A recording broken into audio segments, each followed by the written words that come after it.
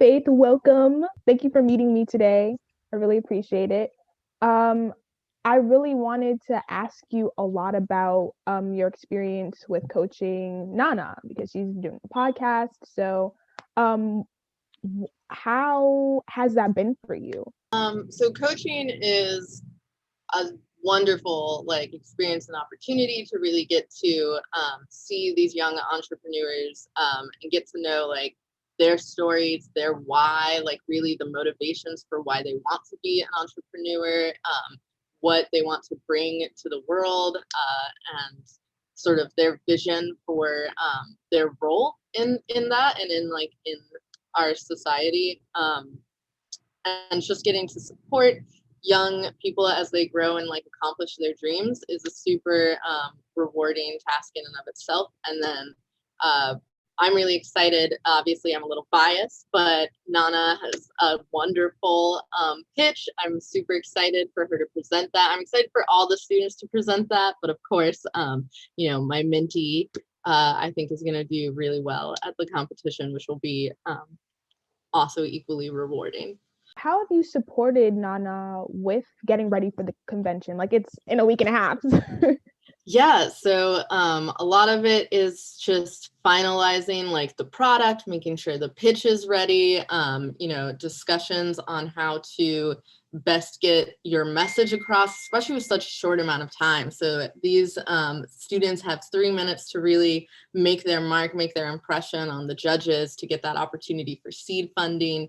So it's just sort of ensuring that those 3 minutes really count and are really strong. We've been looking at her products, even starting to prepare an actual podcast, get that up and running, making cost benefits analysis, looking at ways for the podcast to grow, what the seed funding would really support, and how it would help this young entrepreneur make her mark on the world. What is the podcast about, and how has it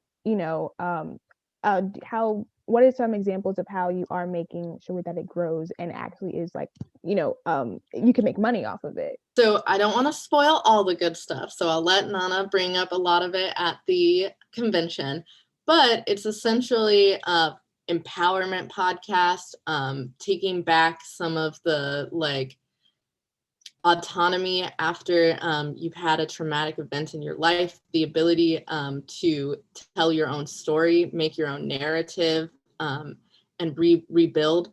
Her podcast is called Surviving to Storytell, and that's just really such a powerful platform and powerful concept, promoting well-being, promoting humanity, especially right now, as we're coming back to the world, and it's been a traumatic few years for all of us, and so it's a message of hope, a beacon of light, something that I think a lot of people need right now.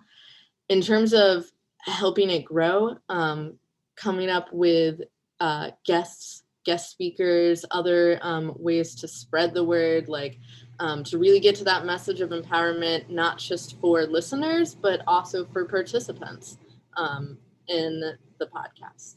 Definitely. And I think when you talked about how Nana is, creating her own narrative, it goes back to what Watati is all about, which is to help students change their own narrative, making their dreams come true and make them monetizable. So, how does Watati in general help students to form their business mindset and inspire them to achieve their dreams?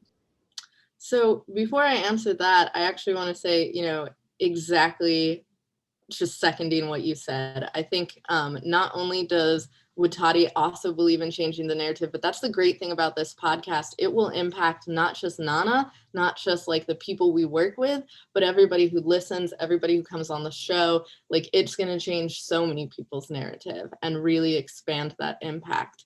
And that's one of the great things about Watati. It's just giving opportunities and supporting young and low income entrepreneurs in getting their dreams started. It can be so hard to find that seed money to even get in the room, right?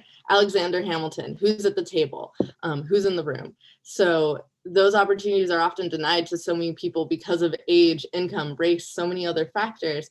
And WETATi really works to knock down those barriers, and then from there it's up to the students. And I know, at least from Nana, that like they're ready for the task. They're going to take off and run the world. Exactly. Exactly. And it just goes back to the fact that young people should work to chase their dreams right now. Like, you know, there's organizations like Watati that does help students, but it's up to them to really have confidence in themselves and everything. So how important is it for young people to chase their dreams right now instead of like when they get older? You know, there's all this, there's the whole narrative of like, oh, I'll just do it when I grow up, you know, instead of like doing it now.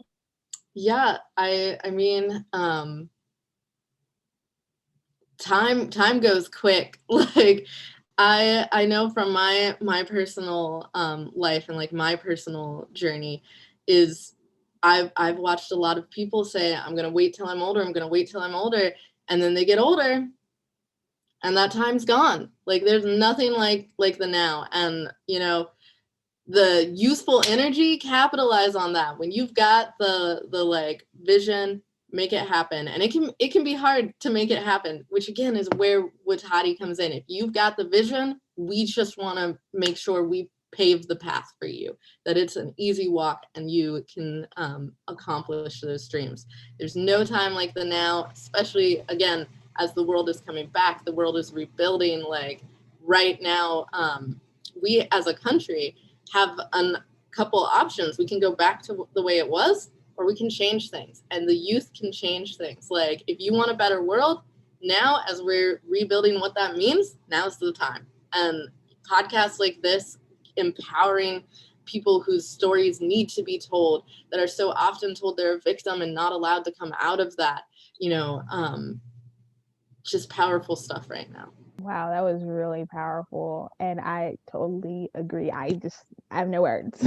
Like you said like everything that I was thinking too. Like if you really want to have a better world, I mean, the youth can, you know, do stuff, but even the older generation could like, you know, help a little bit, you know, help us get into that door. So thank you so much for meeting me.